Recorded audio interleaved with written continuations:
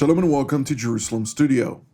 On Israel's 73rd year history, no government has ever had to work harder to get to the starting line, but 2.5 years after the political crisis began and 2.5 months since the latest elections, the Bennett-Lapid government is on the launching pad. It brings together under one roof improbable partners, left and right, religious and secular, as well as Jews and Arabs. And while this government's declared aspiration to unseat Netanyahu is pending a confidence vote in Parliament next week on Sunday, it remains to be seen whether this iota remains enough to keep the ideologically diverse coalition glued together for the long haul. To further analyze this topic, we're joined from Jerusalem by Mr. Mitchell Barak, who's the CEO of Kevoon Research Group. Thank you for joining us. Also joining us from Central Israel is former Knesset member Dov Lipman. Thank you for joining us as well. Good to be with you.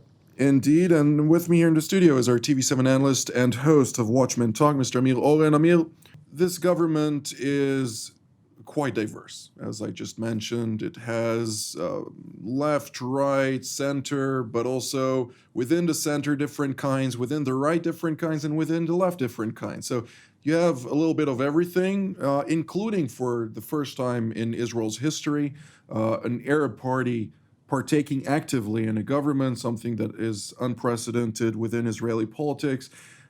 However, the one thing that glued this construct together was the bid to unseat Netanyahu, who seemed to continue in the path of managing somehow to maintain Jerusalem's seat of power. But now that they have seemingly been successful, of course, small nuances could change the whole game this upcoming Sunday. Is this enough to really allow them to now deal with pressing issues that the state of Israel has to deal with? So NB is taking over from BN, Naftali Bennett from Benjamin Netanyahu. Is that a big deal? Yes, it's a very big deal. It's a watershed event in Israel's history in many respects, not the least of which is, to paraphrase President Kennedy in his inauguration, the torch has been passed to a new generation. Netanyahu, as well as Ehud Olmert and earlier Ehud Barak, was born in the 1940s. Yes, Ariel Sharon, who was born in the late 1920s, snuck in the middle. But what we are seeing now is that people who were born in the second decade of Israel's existence, from 1958 on, Mr. Gantz, Mr. Lieberman, President Herzog, who is 60 years old, and then on to Lapid and Saar in the 60s, and Bennett in the 70s. This is a new generation of politicians.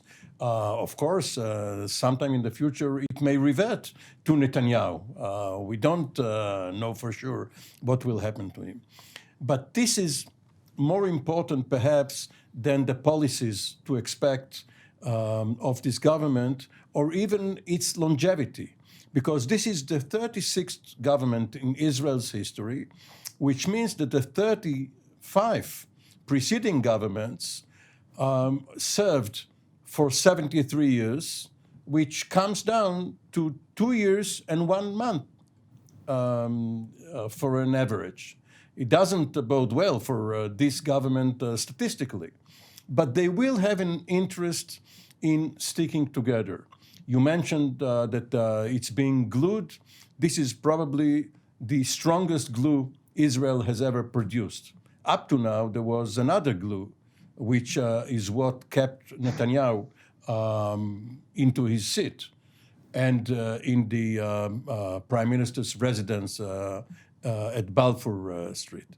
But it turns out that these separate and disparate elements have come together, first, as you said, to unseat Netanyahu, but once in power, they will have an incentive not to get bogged down in petty squabbles. One remembers what happened when Ehud Barak was in power, and there was some dispute with Shas, with the religious party, over work on a Sabbath, something which is really minute. And Barak said at the time, I can't back down because Assad and other leaders in the Middle East are watching to see whether I'm strong or weak. Well, we have all learned this lesson. They are now going to try and solve their problems secretly, quietly, without having the government break down. Staying in the name Ehud, we're talking, of course, about a different Ehud Olmert, who in 2006 served as the Prime Minister of Israel as part of the Kadima party, for that matter. And I'd like to actually ask you, and there is a reason I raised this specifically, but I'd like to ask you, Mr. Barak, when we're talking about that era, there was the Second Lebanon War, there was, of course, the disengagement from the Gaza Strip prior to that. But one of the key reasons that the current designate Prime Minister, Naftali Bennett, who will serve at least for the first 2 years, if it manages to reach that long, of this new coalition, he served in the same unit that Prime Minister Netanyahu is serving or served in his past. They come from the same heritage or military heritage, if you will. And his best friend in that unit was killed during the Second Lebanon War, which ultimately led him to investigate the situation and understand that there was a lack of governance, a lack of policy, a lack of strategy, something that led him into politics.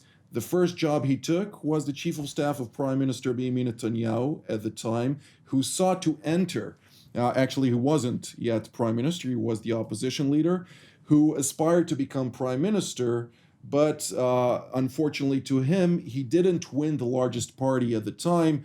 Kadima won under Tzipi Livni. However, in a political spin behind the scenes, he managed to secure the support of the ultra-Orthodox parties, who granted him the premiership, which then lasted until today, basically 12 consecutive years, of course, with the eruption of 2.5 years, in which, in between, after a year and 17 days, they managed to make an emergency government together with Benny Gantz, but that is a minor glitch in this situation.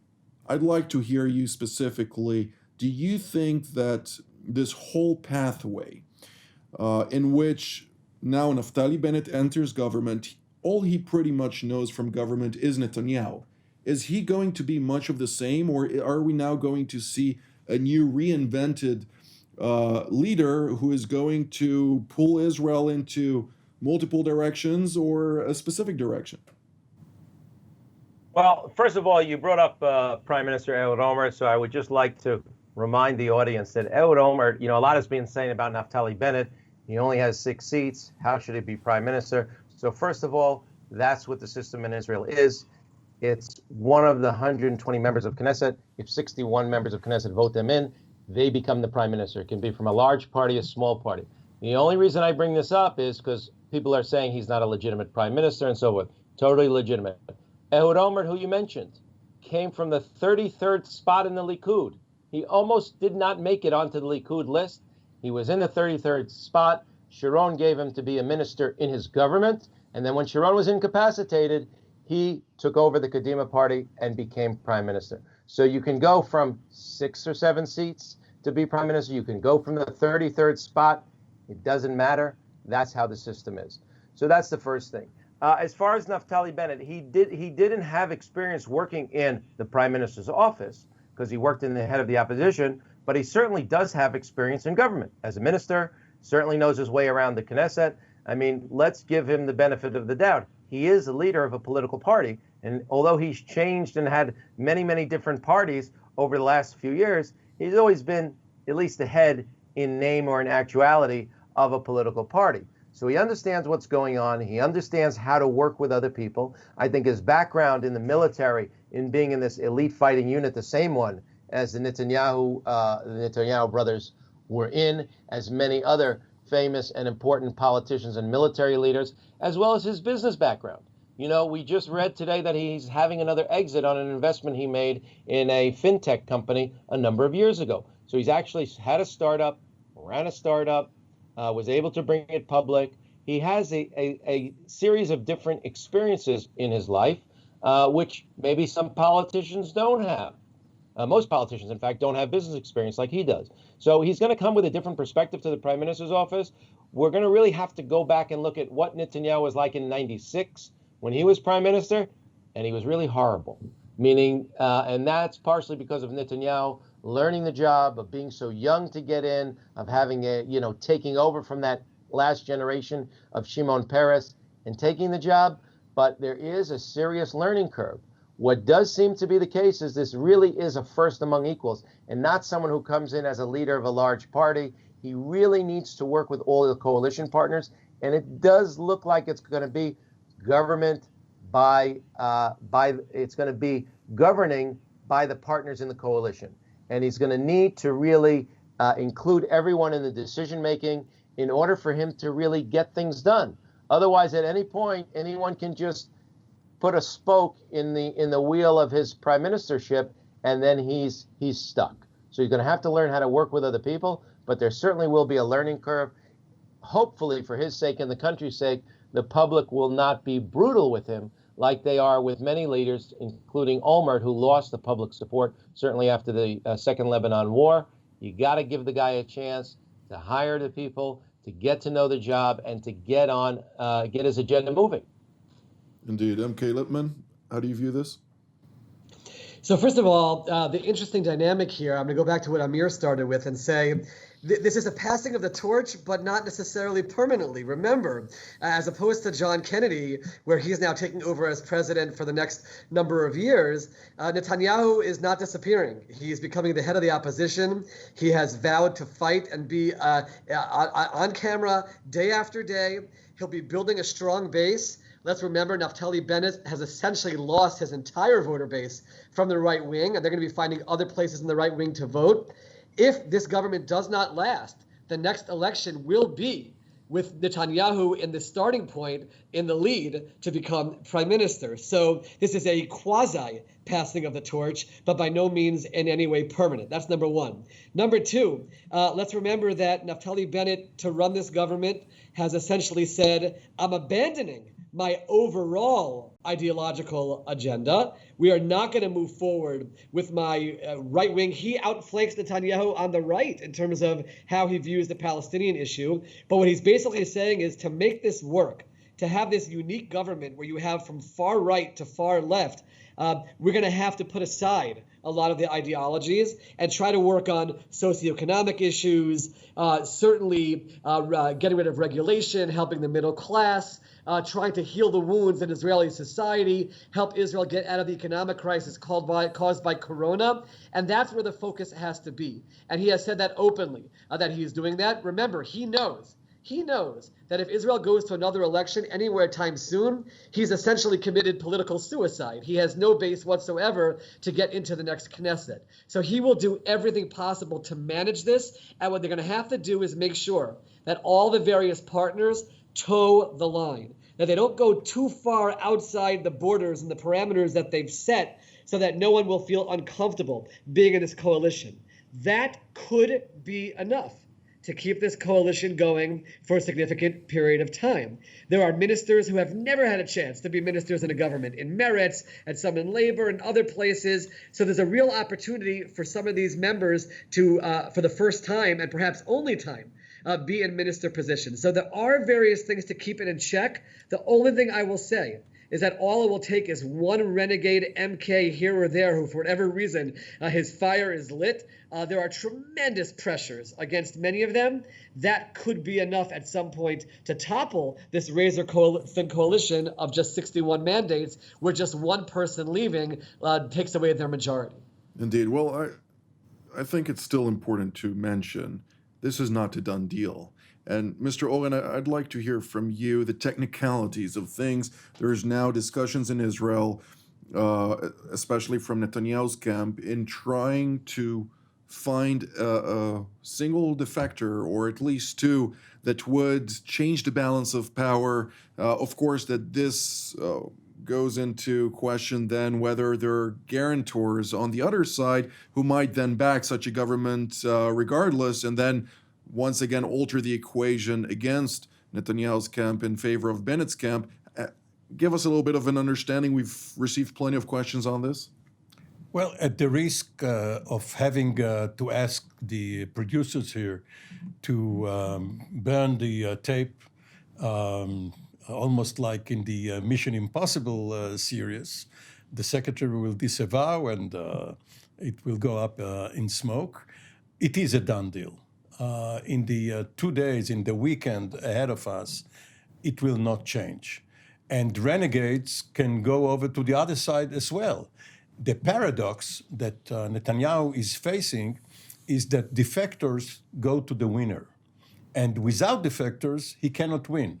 He has 59 votes, or used to have, because Bennett is not going to go over to him now that his prime ministership is assured. But even if we play the game and say, yes, Netanyahu can have the 6 votes that Bennett has now out of the 7 which he won, and he can add 2, he cannot do it. And one reason he cannot do it is that the law bars anyone who defects from getting a position in the government in the current Knesset, unless they are 1/3 of a list, let's say 2 defectors together coming from a 6-member list, which is one of the efforts that Netanyahu made, but it's not going to happen also. With focus on Yamina and New Hope. Yes, but also to because there is also the joint list, the other Arab list. This is a reserve. Right now, they are not being counted as part of the 61 member coalition, but they are there. First of all, these 4 are not going to vote against the government. They are not going to bring it down in the vote of confidence. And if needed, they will step in and vote for it. So there really is no hope for Netanyahu anymore. He has tried it. He has tried to woo everyone, Gideon Sa'ar, Benny Gantz. He tried to give them anything and everything. All of whom were his previous partners. They were his previous partners. Gideon Sa'ar went along with him for the first 3 of the 4 election campaigns. Benny Gantz, his chief rival, joined him, but eventually all the chickens came home to roost. Netanyahu has lost his credibility. It has become personal. It's not really political. There is nothing about the policy here. And had Netanyahu stepped aside, Likud, under someone else, would have joined forces with these right-wing lists. And it may happen down the road. But because of the animosity which Netanyahu generated over the years by making commitments which he then tried to back out of, and speaking very harshly of rivals and then saying, oh, let bygones be bygones. Well, apparently it takes its toll on people's psyches.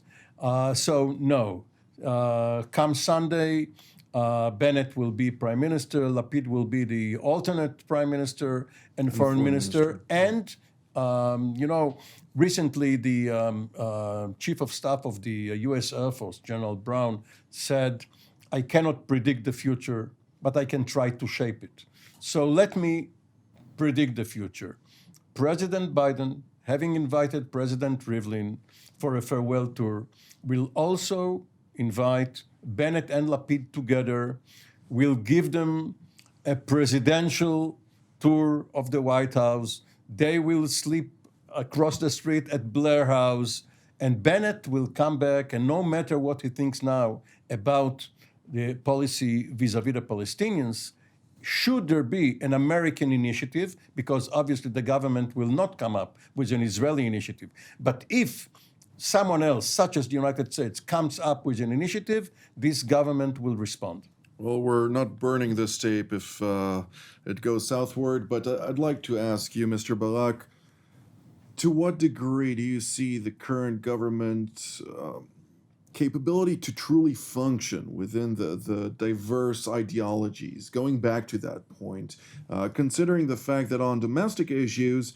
for instance, Israel Beiteinu, which has 7 mandates, if I'm not mistaken, or 8 mandates, is holding both the finance ministry as well as the parliamentary commission of finance, and then it's still holding all kind of angles around that to truly be able to run the country based on its own interests, as opposed to other parties that have secured their areas of interest, whether it is certain commissions or ministerial positions, which then give them somewhat of a veto power on anything going forward, left or right, regardless of who is prime minister. So going back down there again, how can they function if ideologically it's not competent to do so? Well, first of all, I guess you're talking about the ultra-Orthodox parties not being in the government for the first time in a very, very long time. And I think all of the people that are sitting at that table in the government it's actually refreshing for most of them, meaning that now there'll be some equality when it comes to representation, when it comes to budgets, when it comes to, having an actual school curriculum for the entire country, or when it comes to enforcement.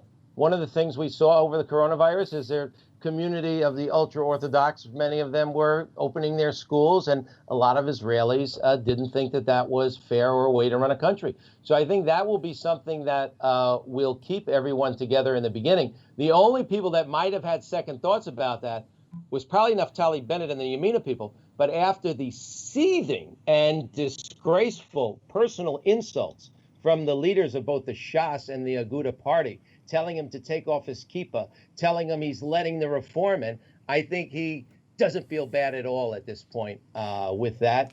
And that will be one thing that will keep them together, and it'll be an interesting thing. The other thing, as Dov Lipman said, the fact that you have new ministers in there from Meretz, from the Labor Party. These are people that want to get down and work.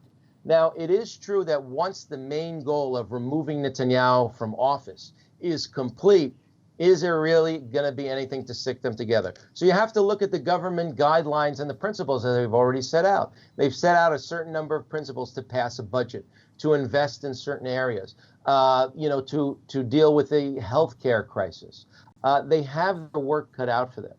And it does seem like it's not the kind of dramatic government that we're used to having after an election where there's a clear leader and then there's a government and they're all working together. This seems to really be the system of first among equals, meaning it's the dynamic duo of Naftali Bennett and Yair Lapid. They're going to go to Washington. They're going to go to London together. They're going to do all these great things together, and they're going to try and run the country together. And it does seem like they will have the support, the involvement, and the cooperation of the people in the government, because the alternative is not good at all, which means going to another election. And I think that Amir Oren's point is excellent. The fact that you have the buffer of the other Arab parties. When there weren't enough votes to change the Speaker of the Knesset, the Joint List said, we'll take care of that. We'll vote to change Yariv Levin from the Knesset. So I do think people, it's not really 61, it's more. And as Amir Oren also said, people are going to go with the winner. And also, Likud leadership smells the blood already like the sharks in the ocean. Netanyahu is wounded. As we've all said here, he very much is in the twilight, in the remaining minutes of his 4,400 days in office.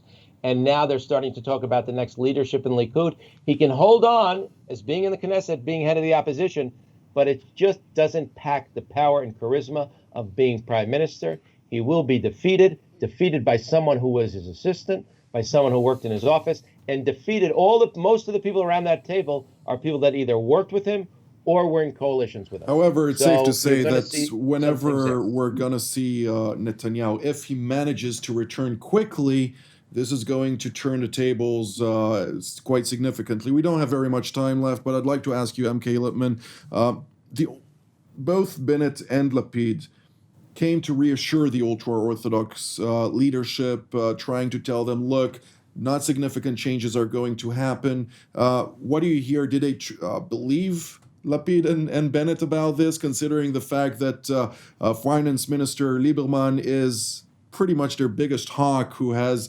called for reform against the so-called bias decision-making with regard in favor of the ultra-Orthodox parties for so many years. And the second angle that I'd like to hear from you is, we saw plenty of protests throughout those 12 years that were quite vigorous by the ultra-Orthodox sector against various laws, rules that were supposedly about to pass at a time when their own representatives were controlling the government. Now, with the lack of their representation in government, are we expected to see a turn southward that may even inflame the streets a lot more in that front of the Israeli society?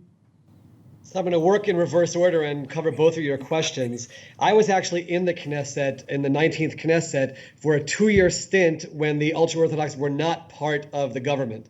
And I was sitting on committees that dealt with issues related to the draft to the army, getting the ultra-Orthodox to the workplace, general studies in their schools.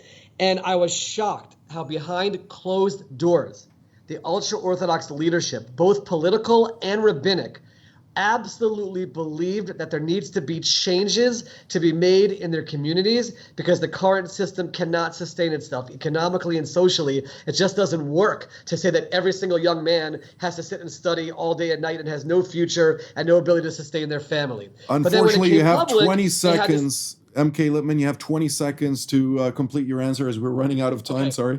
Fine. The leadership made a critical mistake this week attacking this new government. This new government was open to the possibility of working with them and finding some kind of compromise, and the leadership shut the door to it by attacking this government the way they did. They'll still leave the door open, but it's going to have to be a long way crawling back to get back in, and it might be a difficult term for that population. Well, unfortunately, this is all the time that we have for today. So, MK Lipman, Mr. Barak, thank you so very much for being part of today's panel. Mr. Amir Oren, thank you as well for being part of today's show. And I'd like to thank our viewers as well. And we will see you next time.